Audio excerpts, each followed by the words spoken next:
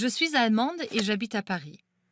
Après 5 ans passés ici, je parle français presque couramment, mais j'ai parfois du mal à comprendre les Français.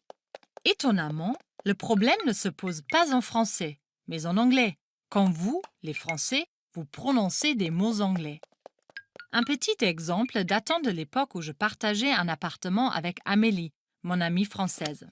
« Jeannette, tu veux un bounty ?» me demande Amélie depuis la cuisine. « Bounty ?» Je ne vois pas ce qu'elle veut dire. Amélie insiste. « Tu n'aimes pas les bounties ?» Aïe, je pressens que je viens de passer pour une Allemande ignare. Dans la cuisine, je vois alors Amélie en train de grignoter avec délice une barre de chocolat et à côté d'elle, le fameux emballage bleu et blanc, un Bounty. C'est que nous autres Allemands, nous disons Bounty. Nous essayons toujours de prononcer les mots anglais à l'anglaise.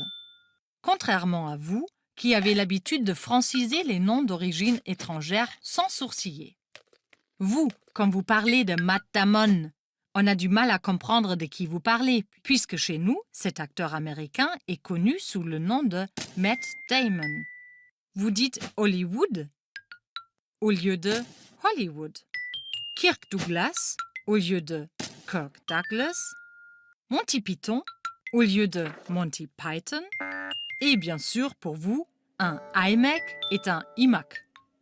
Et si vous parlez de Manhattan et qu'un Allemand vous demande alors « Manhattan, qu'est-ce que c'est ? Jamais entendu parler ?»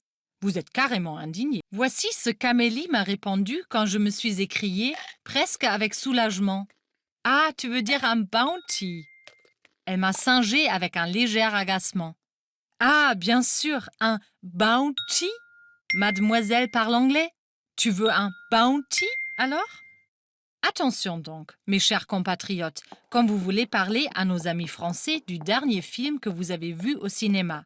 Dites plutôt Uma Thurman, sinon vous pourriez passer pour un snob.